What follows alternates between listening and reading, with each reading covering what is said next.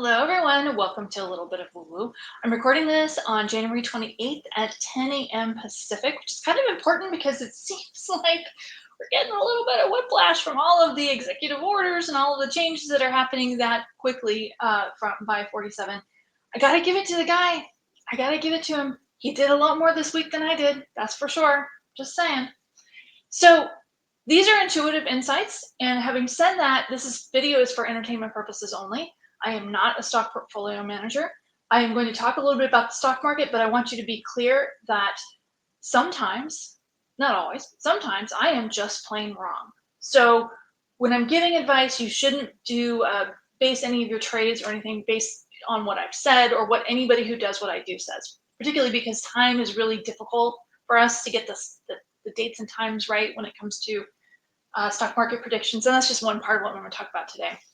So I'm going to start with, I was thinking that I was going to do a video on what February was going to be, but quite frankly, January and February are going to feel, when I tune in, really similar. It just doesn't feel like it's going to be more chaos, particularly in the markets.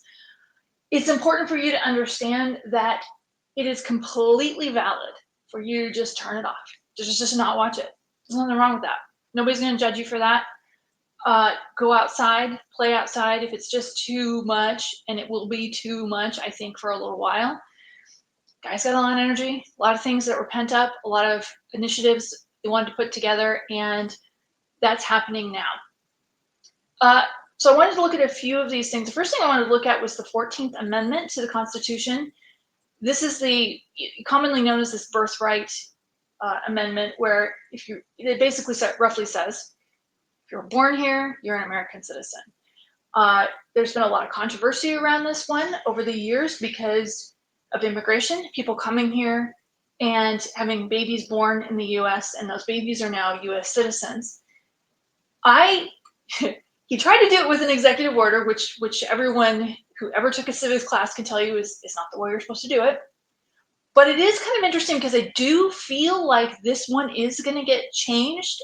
I think it's going to go to the Supreme Court. I don't think they're actually going to do away with the 14th Amendment, but they might adjust it, make some provisions on it that, it only applies to certain situations or doesn't apply to every situation. I actually do think this one is going to change.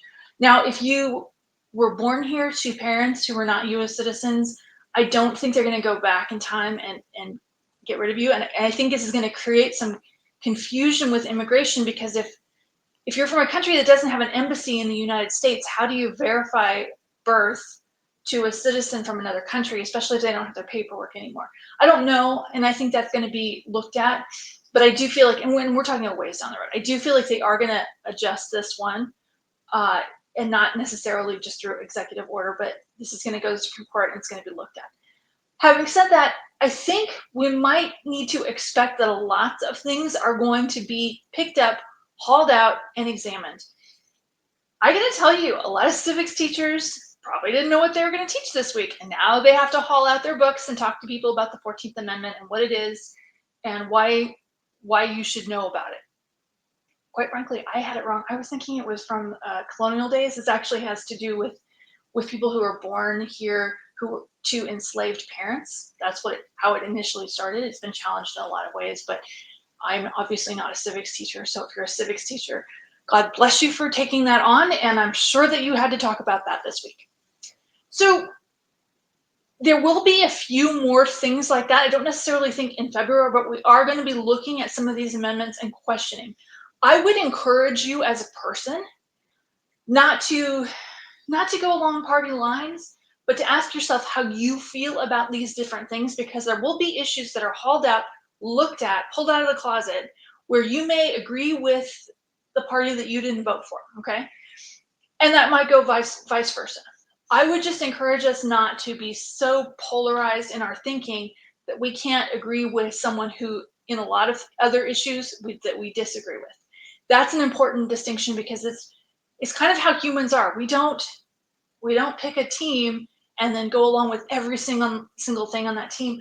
I know some of you guys have gone to church or temple, maybe both, and not agreed with everything that was talked about on the stage. I'm just saying, it's like this with politics too. I would encourage you to look at that and feel this one out for yourself. How do you feel about these particular issues? And maybe discussing them with people, because that's what needs to happen instead of he's right, they're wrong, blah, blah, blah, that's racist, whatever. Talk. We need to talk. And sometimes some of these things really need to be talked about. I'm just saying. Tariffs. Oh my goodness. Tariffs. Okay, that has been all over the news. People are very concerned about inflation as a result of the tariffs. I just don't see the inflation really happening as much as people are concerned about. Yes, certain things. You're going to be hearing a lot about eggs. I've mentioned already that I would encourage you not to get caught up too much in narratives, because the egg problem is a supply chain issue, not an inflation issue. It has to do with something that is unaliving the laying hens in this country right now. And it's going to cause the price of eggs. I think it's up 35% right now. And I think a lot of you who've gone to the store have already seen that maybe it says limit 1 or limit 2. Spare a thought for the bakeries who are not getting the special deals that you and I get when we go to the grocery store. Because we go to the grocery store, eggs are usually a loss leader. They sell them at a loss because they know we're going to go in there, buy the eggs, and then buy everything else, and they'll make a profit on that. A bakery that gets their eggs delivered to them doesn't have that same privilege. So they're paying regular price. We're getting a deal. I'm just saying, just be aware of this. But back to the tariffs. I feel like 47, when I tune into the tariffs, like, what is the thinking there? Because tariffs are kind of intended to protect U.S. manufacturers from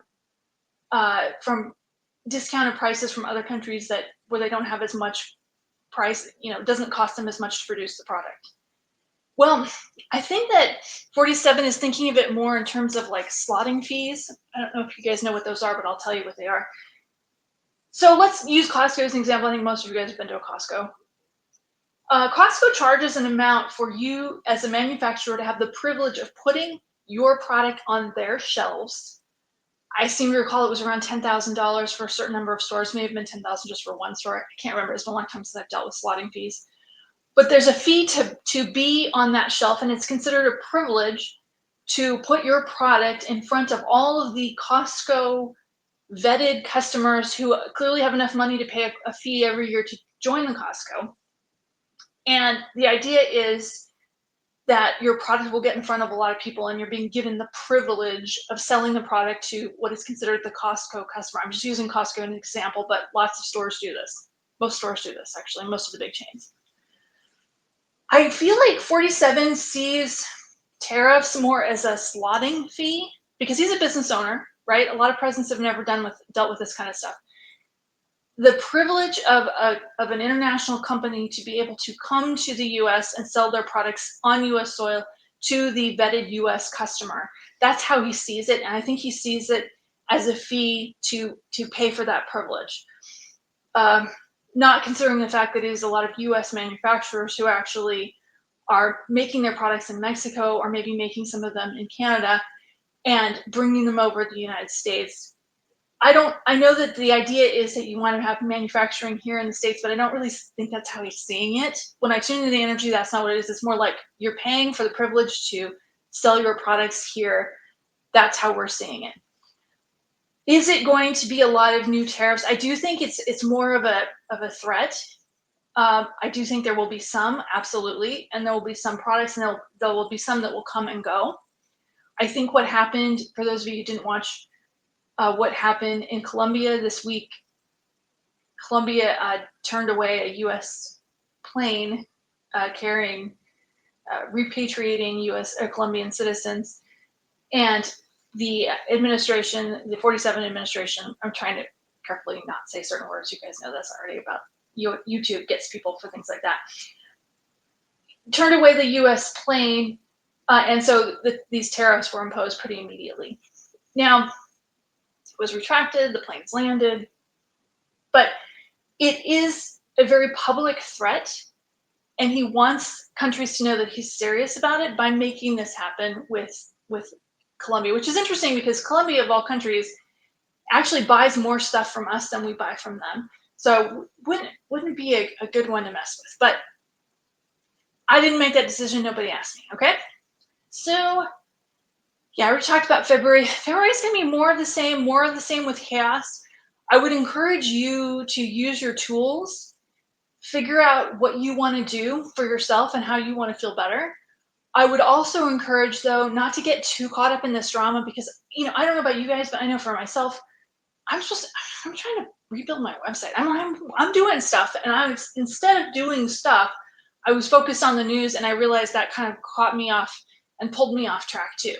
Don't let that happen to you. Just don't watch. I mean, there's Sister Wives on TV. There's like good TV programs if you need distraction.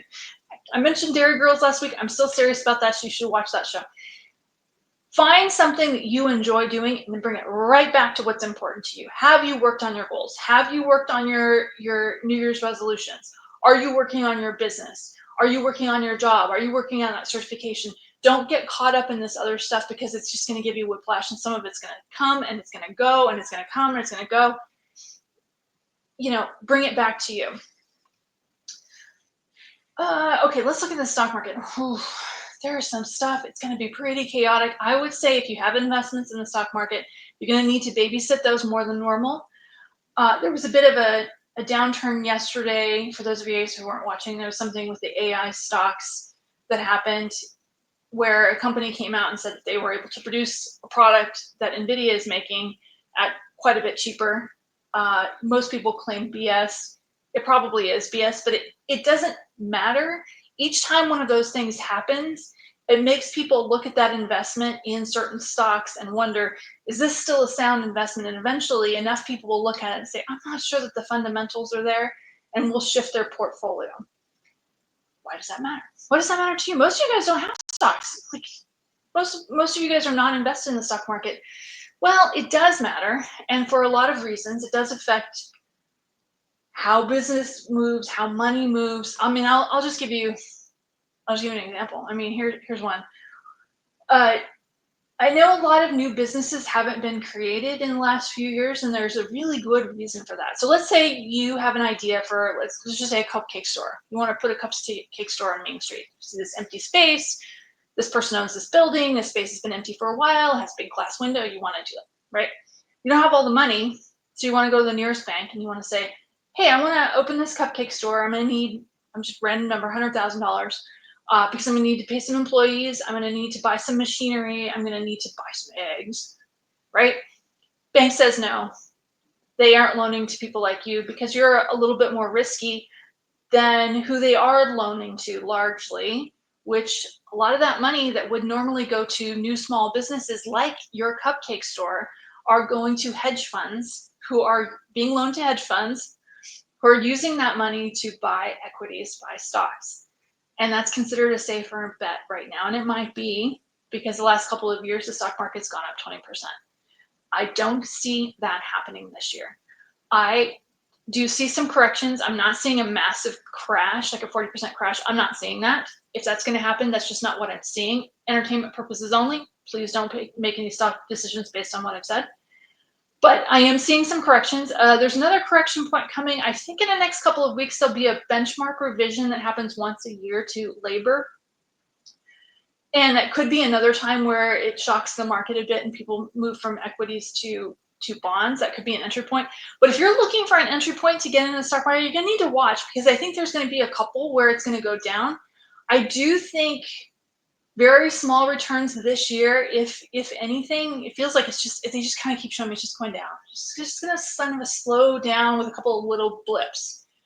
I'm not necessarily seeing massive crash, but at the end of the year, it could be down significantly as it makes it slow way down.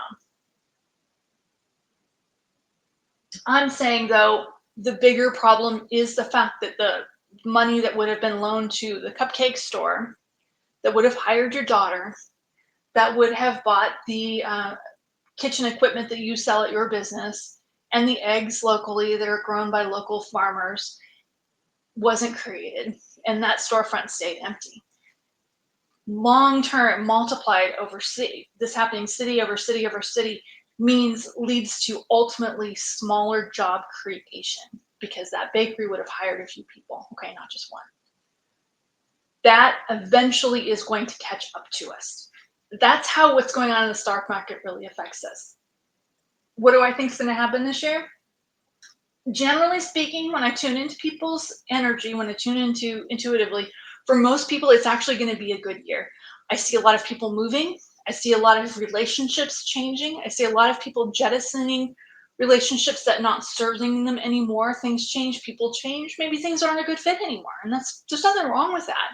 But I do see and I see a lot of physical moves from one state to another. People changing jobs, starting businesses, shifting, using this kind of chaotic energy that's being created from the top down into the marketplace to create something new.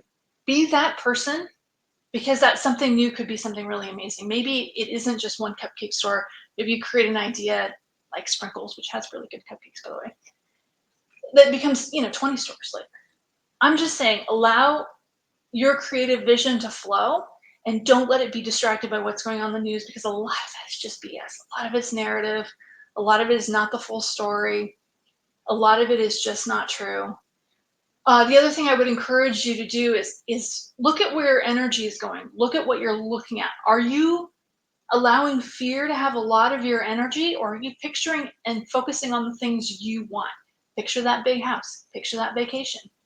Picture that relationship that you're wanting. Put more energy into that, because right now a lot of us are putting it into the blowy uppy things that we're seeing on TV. As far as 47 goes, he's not my guy.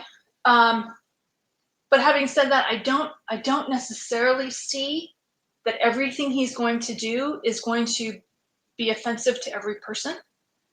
And I also don't think he's going to be president for too much longer. I think I would be really surprised if he was still president by the end of this year. I'm not saying that anything bad's happening. I'm saying, he doesn't feel like his energy doesn't feel good. Like, he doesn't feel well. He could just decide to resign. He could be replaced because they decide, he's too tired. He's not feeling well. He just wants to retire earlier. I don't know, but I'm not seeing it lasting too long. I mean, I know other people have said like 18 months. I feel like it's going to be less than a year. I feel like by Christmas we may have another president. And not necessarily for bad reason, just because, wants to retire. Having said that, I can't tell you what's going to happen after that, but I do feel like the chaos will start to calm down. It feels like March, April. So some of this like flurry of new activity, the things they wanted to do, the changes they wanted to make, a lot of those will have started to move, and maybe we're going to watch the news less, or there will be less chaotic energy going on, and we'll start to focus on other things, because there are going to be some weather events. I do see there being some protests, some things. I do think people, there's going to be some more strikes, maybe even at the Costco. There's going to be more, I would say, individual employees not satisfied with their situation and starting to complain. Okay. That may be happening more and more this year. But for you, what you need to focus on is start to just put energy into your business, start to supercharge your vision, what it is you're looking to create, and work on your website right here. Work on the header panel that you need to make for your Patreon page. I haven't done that yet either. And just know that it's going to be okay. It really is. This too shall pass. This chaos and this confusion is gonna move along, and we'll stop getting whiplash soon. I promise. Okay? It's gonna be good. You're gonna be good. It's gonna be a good year for most people. I'm totally seeing it being a good year. So I hope that was helpful for you. I'm gonna try and do. Actually, I'm just gonna make it a decision. I will be on every Tuesday, but I'm trying to decide if I want to do it twice a week, because I'm trying to get some guests, and sometimes that falls through. We'll see if I want to do twice a week or not. I'm still deciding. There's certainly plenty of things to talk about, that's for sure. But just allow yourself to pay attention to where you're focusing. Oh, LBs. I see a lot of people making changes to their health this year, you guys. Lots of people joining gyms, but a lot of people just strapping on some running shoes and going for a run, going for a walk, making big changes. And for that, I salute you. It's a lot of work. It's all right, though. Better is better. Healthier is healthier. I love you guys. Mwah. I'll see you next week. Okay, bye.